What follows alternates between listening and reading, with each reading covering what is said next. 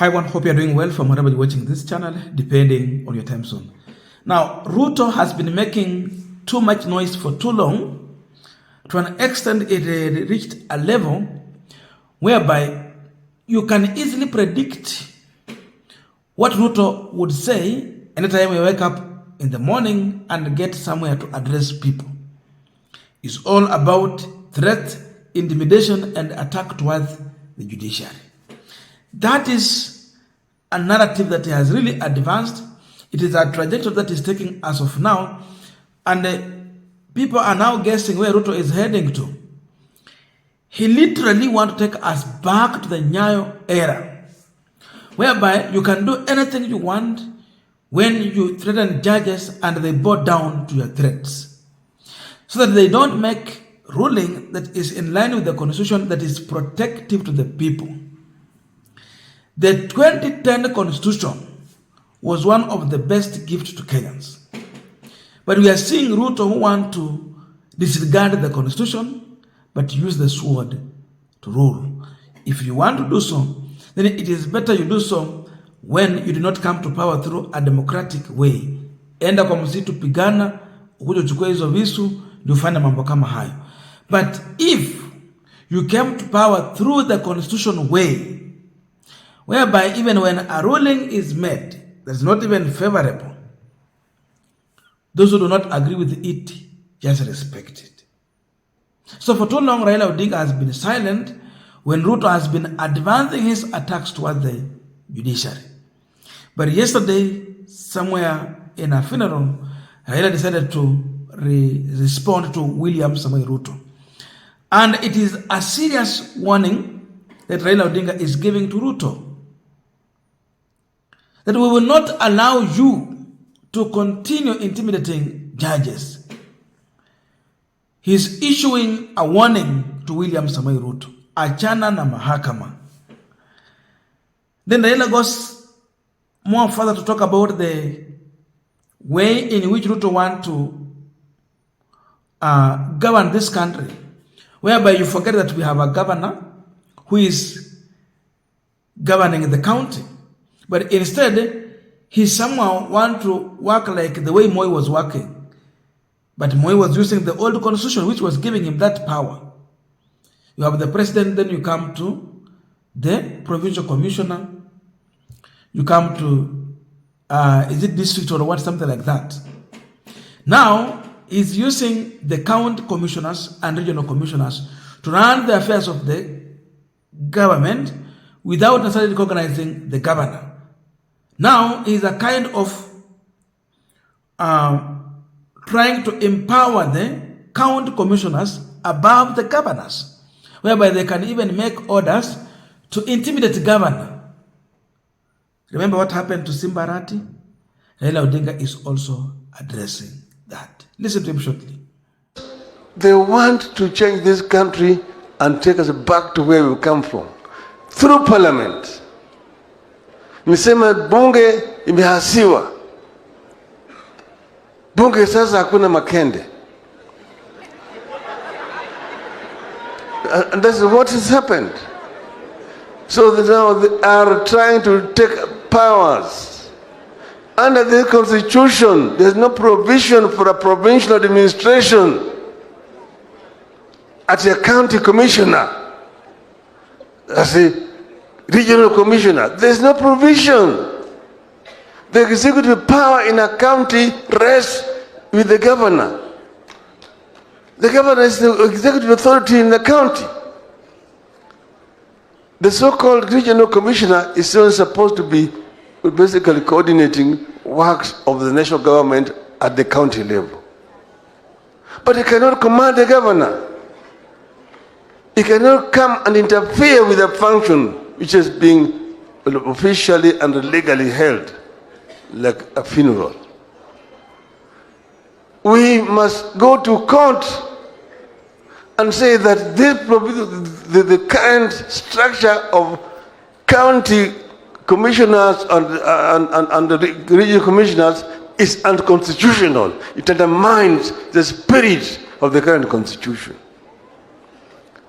And then you have seen somebody saying that I will disregard court orders. That is the language you understand very well. Who are you to disregard court orders?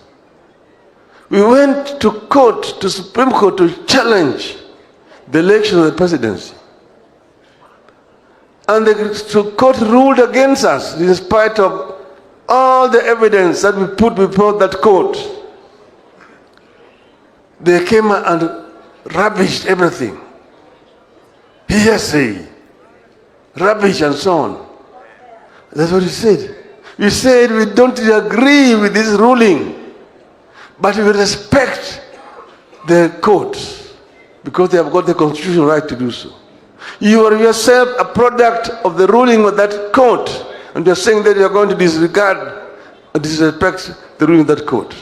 We will not allow you to do it. Everybody must be subject to the courts. And you can see the orchestrated campaign to intimidate and blackmail the courts. You want to tell the judges and the magistrates not to be cowed. Tell them that we, together with the millions and millions of Kenyans, are behind you and will defend you. We'll defend you. If it will take a 1 million man march into Nairobi, we will do it in defense of the Constitution and the judiciary. So we are saying here today, as we say goodbye to Makabong, that we are here as a people of Kenya, and we are together, and we will stand together as the people of Kenya behind the judiciary. Yuthurwa,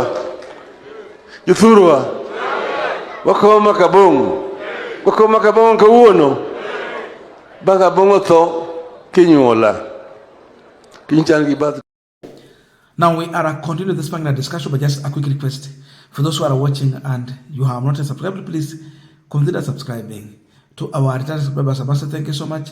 And again, to all our viewers, please give this video a thumbs up. Thank you so much, and back to this discussion. Now, Ruto has been talking alone with all allegations that he has been making toward the judiciary. This time round, Raila has decided that you will not continue to talk alone, thinking that you are right, thinking that you will succeed in what you want to do. So the challenge is coming here, and the man who's bringing the challenge is a man above William Ruto. Now, where we have reached, the war is on another level, whereby it will not be even the judiciary to respond to William Ruto. Now it is taking a political position and trajectory here, whereby now Raila Odinga is going to respond to William Samoei Ruto. That alone is an injury to the fight that Ruto was taking to the judiciary. If he thought that he's going to succeed, now the politics are going to take center stage and is going to be political. Any statement that he will be issuing, Raila Odinga and his allies, together with the Azimio team, is going to come out to challenge him. That you said this, provide evidence, confirm what you said, stop this. So that is what is going to happen. If he come with a press briefing, they will respond with a press briefing. If he goes for rally and make threats, they will go to a rally and respond to him. So if he had some plan that he's going to succeed here, that plan is coming to a halt. It might not continue. Because now politicians are coming in. We saw the Law Society of Kenya. They demonstrated. So the war is not now just on judiciary. They are coming in to tell him that look here, fanya kazi kulingana na nafasi ambayo umepewa kwa kiwango ambacho uko nacho. Stay within your line. Stick to your line. That was the message. So the war is becoming huge, and more players are coming in. Politicians, we have lawyers now, Law Society of Kenya, and the Mother Kome from the other side. If he thought that he will pin down Mother Kome, because everyone was silent when he was advancing this war, let him know that now his equals in the politics are ready to challenge him, and they have already started issuing warning that the more you advance the narrative, the more you advance this war, we are going to mobilize 1 million march to Nairobi. Now, when it reaches at that level, then Ruto will ask himself, will he succeed in this war? Remember, ni mtu anapenda kukusanya ushuru. Now, he accepted the name tax collector, Zakayo. In the Bible context, we know the meaning of Zakayo, a greedy tax collector. So imagine today we have mass action led by Raila Odinga in CBD. When will he collect taxes? That means the day will go to our west, he will not hit his target in terms of collecting taxes. You do that for 1 week, Ruto will be crying. So in as much as advancing the threat, the Azimio side through their leadership, they are now giving a warning to him that this war, we will not allow you to continue with it. Tuko hapa to challenge you. Now the issue of governors, we saw what happened to Kisii governor, whereby police officers under their command inaenda pale kwa county commissioner pale, they just decided to tear gas an event organized by the governor. The governor is present in that event. This is how low they went down. That act alone tells you that Ruto is trying to empower the county commissioner above the governor. Something that should not happen. They should not be even in that office.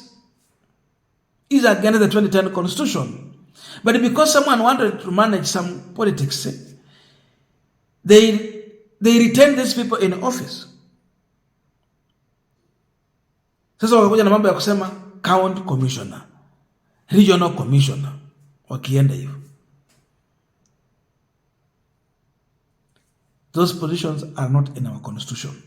They are illegal, and Raila Odinga is issuing a warning to those county commanders and regional commissioners that if you continue with this, tutasukuma haya mambo na mtapoteza hizi kazi, hazitakuweko. How dared you disrupt a function by the governor? A man who is in charge. Huyo ndio president wa county. But the national government want to intimidate and micromanage governors through county commissioners and regional commissioners. It should come to an end. It's a new war that Raila Odinga want to start and deal with it to the end. Maybe they will use even the lawyers in the court, among other options that they have to pursue that war to the end. So county commissioners and regional commissioners, you are not safe in as much as you will take illegal orders to disrupt events organized by governors. Magavana waheshimiwe. That is the message from Raila Odinga.